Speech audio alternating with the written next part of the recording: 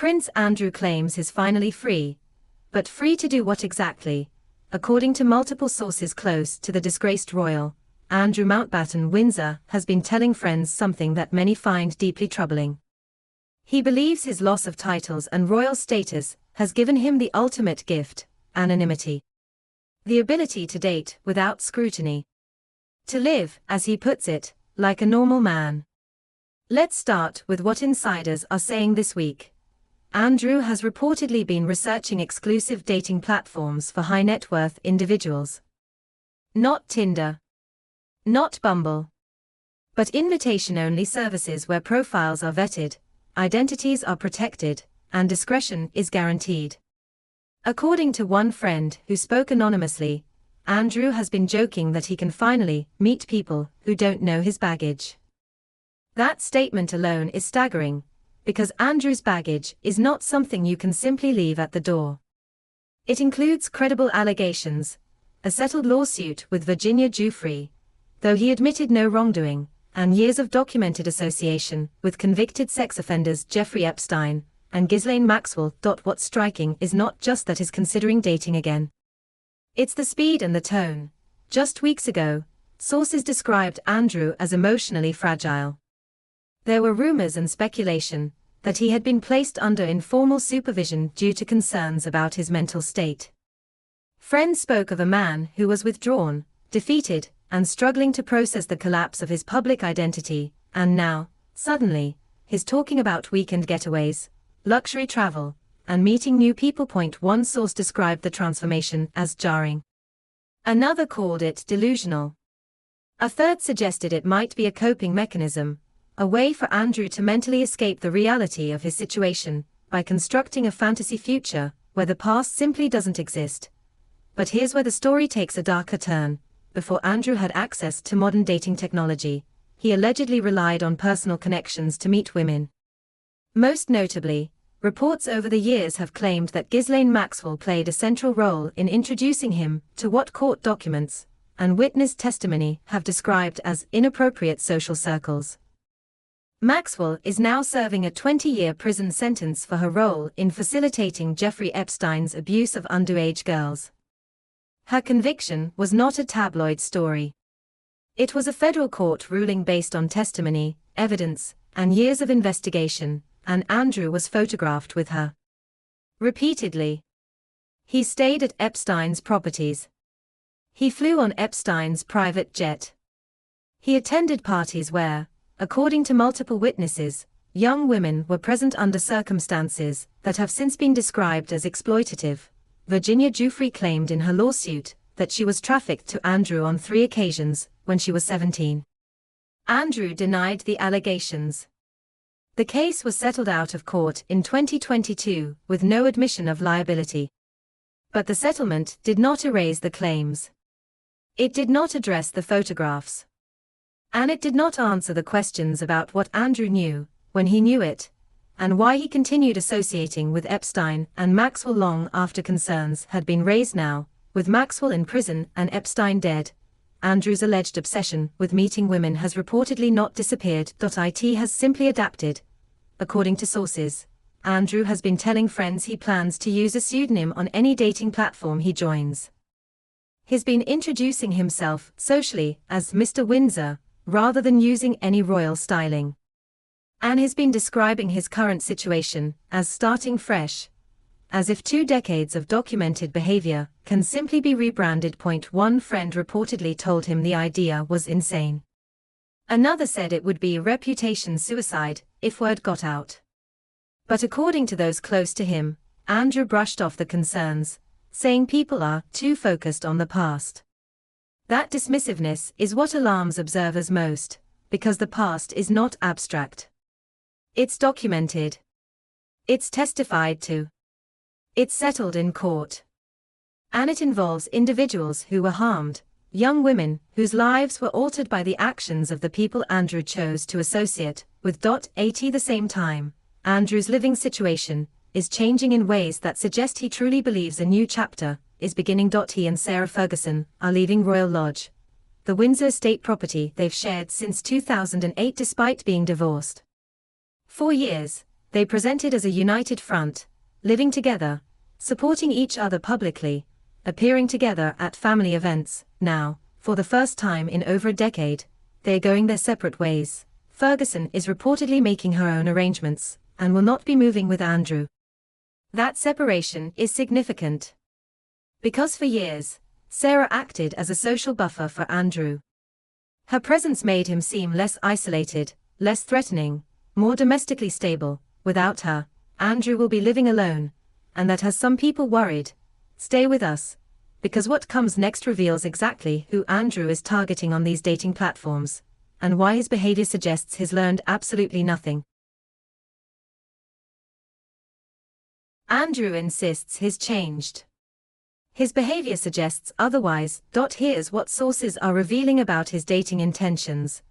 According to friends who have spoken to media outlets, Andrew has been specific about the type of women he's interested in meeting. He's reportedly looking for women in their late 20s to early 30s. Women who are not from the UK, and therefore less likely to recognize him immediately. Women who are, in his words, unburdened by royal protocol. That phrasing alone is revealing, because what it suggests is that Andrew is not looking for an equal partnership. He's looking for someone who doesn't know his history, doesn't ask difficult questions, and won't challenge his version of events. One source described it as incredibly calculated. Another said it felt predatory in its precision. The exclusive dating platforms Andrew is rumored to be considering cater specifically to wealthy men seeking younger women. These are not traditional matchmaking services. They operate more like curated social clubs where profiles are screened, financial status is verified, and privacy agreements are standard. Members pay significant fees, sometimes tens of thousands of pounds annually, for access. In return, they are promised discretion, exclusivity, and introductions to individuals who meet specific criteria. For Andrew, that level of control would be essential, because he cannot afford another public scandal. He cannot afford photographs surfacing. He cannot afford allegations of inappropriate behavior. And yet, his reported interest in dating suggests he's willing to take that risk. What makes this particularly unsettling is the historical pattern. Before Andrew allegedly turned to dating platforms, he relied on personal intermediaries to meet women. Ghislaine Maxwell, according to court testimony and witness accounts, was one of those intermediaries. She introduced Andrew to social circles that included very young women, many of whom were later revealed to have been exploited by Jeffrey Epstein. Virginia Giuffre was one of those women. She claimed she was introduced to Andrew by Maxwell when she was 17. She claimed she was trafficked to him on 3 occasions. Andrew denied the allegations, but he did not go to trial. He settled the case for an undisclosed sum rumored to be in the millions. That settlement was not an admission of guilt. But it was also not an exoneration, and now, years later, Andrew is reportedly seeking to meet women through digital platforms that offer the same thing Maxwell once provided: curated access, discretion, and minimal public scrutiny. The similarities are impossible to ignore. At the same time, Andrew's public behavior continues to raise eyebrows. In recent weeks, he's been spotted at private members' clubs in London, often arriving late in the evening and staying for hours. Staff at one establishment described him as upbeat and chatty, a stark contrast to the reports of mental health struggles that circulated just days earlier. One witness said Andrew was holding court at a table, telling stories, laughing loudly, and acting as if nothing had happened. Another said he seemed desperate to be liked, constantly seeking validation from those around him. That need for validation is telling, because it suggests Andrew has not internalized the gravity of his situation. He has not grasped why people are horrified by his behavior. He has not understood that his associations with Epstein and Maxwell were not just mistakes, they were choices that enabled harm. Instead, Andrew appears to view himself as the victim. Friends say he complains about being unfairly judged. He reportedly believes the media has blown things out of proportion. And he insists that his settlement with Virginia Giuffre should have ended the conversation, but it didn't. Because the conversation was never just about one lawsuit, It was about a pattern of behavior stretching back decades. It was about the parties at Sandringham where staff reportedly found evidence of sex and drugs after Andrew's guests left. It was about the trips to Thailand where rumors and speculation suggest Andrew entertained dozens of women in his hotel suite over just a few days. It was about the leaked US diplomatic cables describing his behavior overseas as cocky and rude. Taken together, these incidents paint a portrait of a man who has consistently prioritized his own pleasure over propriety, accountability, or the well-being of others, and now he wants to date again. The question is not whether he has the legal right to do so. He does. The question is whether he has learned anything. Whether he understands the power dynamics at play. Whether he recognizes that his title, his wealth, and his connections create inherent imbalances that make true consent complicated. Based on his reported comments, the answer appears to be no. Andrew reportedly told one friend that he's excited to meet people who see him for who he is, not what he was. But the problem is that who he is has been shaped entirely by what he was, a man born into privilege, shielded from consequences, and surrounded by enablers who prioritized his comfort over accountability. Without that privilege, Andrew would have faced far harsher scrutiny years ago. And yet, even now, stripped of his titles and removed from royal duties, he still believes he deserves a fresh start. Don't go anywhere, because in part 3, we reveal the explosive response from victims' advocates, and Andrew believes he can reinvent himself. Victims' advocates have other ideas. Here's what's happening behind the scenes. Organizations that support survivors of sexual exploitation have been monitoring Andrew's reported behavior closely. And they are alarmed.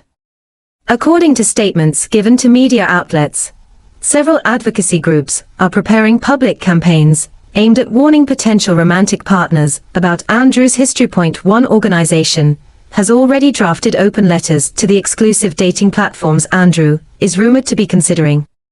The letters detail his associations with Epstein and Maxwell, his settled lawsuit with Virginia Giuffre, and the broader pattern of behavior that has been documented over decades.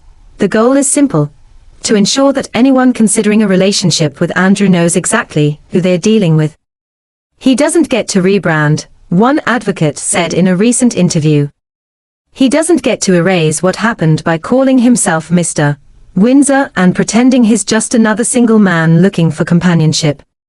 That sentiment is shared widely among survivors and their supporters, because for them, Andrew's reported interest in dating is not a harmless personal choice.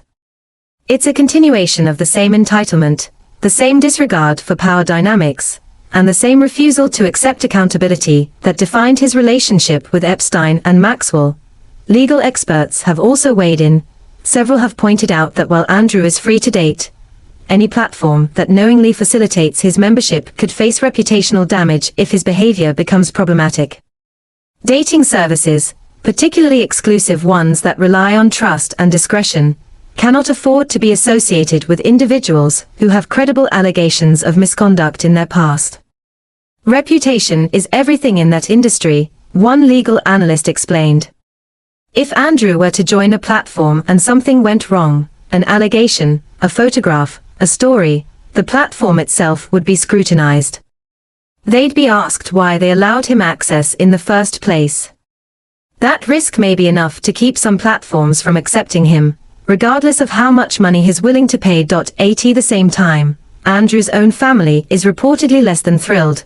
King Charles, who has spent years trying to modernize the monarchy and restore public trust, is said to be exasperated by his brother's behavior. Sources close to the king describe him as deeply frustrated that Andrew continues to generate negative headlines even after being stripped of his titles and removed from public duties. There are even rumors and speculation that Charles is considering taking further steps to distance the crown from Andrew's personal life. What that would look like remains unclear, but it would send an unmistakable message. The institution will not protect him anymore. Princess Beatrice and Princess Eugenie, Andrew's daughters, are also reportedly concerned. Both have worked hard to build their own public identities separate from their father's scandals. Beatrice has taken on royal duties with quiet dignity. Eugenie has focused on her charitable work and young family. Neither wants to be dragged back into the spotlight, because their father decided to join a dating app. Friends of the sisters say they've urged Andrew to lay low and stop making things worse. But according to sources, Andrew has dismissed their concerns, insisting he has a right to live his life. That insistence on personal freedom without accountability is what defines Andrew's current mindset. He wants the benefits of anonymity, the ability to date, travel, and socialize without judgment. But he also wants the privileges that come with wealth, status, and access. He wants to be treated like a normal man when it suits him, and like royalty when it doesn't. The reality is that he can't have both, because he's not a normal man. He's a man with a documented history of associating with convicted criminals. A man who settled a lawsuit alleging sexual abuse. A man who has been described by diplomats, staff, and witnesses as arrogant, entitled, and dismissive of consequences, and no amount of rebranding will change that. Public opinion has also been swift and harsh. Online forums, social media platforms, and royal commentary channels have lit up with reactions ranging from disbelief to outrage. Many users have pointed out the absurdity of Andrew believing he can quietly slip into the dating scene without recognition or backlash. Does he really think no one will recognize him? One comment read. Does he think women won't Google him? Others have expressed concern for any women who might match with him unknowingly. Imagine going on a date and realizing halfway through that you're sitting across from Prince Andrew, one user wrote. That would be terrifying.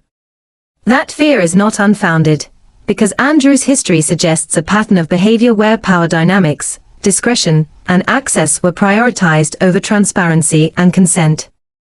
Whether through Maxwell's introductions or through exclusive dating platforms, the structure remains the same: curated access, minimal scrutiny, and an expectation of silence. The question now is whether Andrew will actually follow through. Will he join a dating platform? Will he use a pseudonym? Will he attempt to meet women who don't know his history? Or will the mounting pressure from advocates, legal experts, his own family, and public opinion force him to reconsider? Based on his behavior so far, it's hard to say. Because Andrew has consistently demonstrated an inability to read the room, to understand how he's perceived, or to accept that his actions have consequences. He settled a lawsuit, but believes the matter is closed. He lost his titles, but believes he's been liberated. He left Royal Lodge, but believes he's starting fresh. That level of self-delusion is not just troubling, it's dangerous, because it suggests that Andrew has learned nothing from the past 2 decades.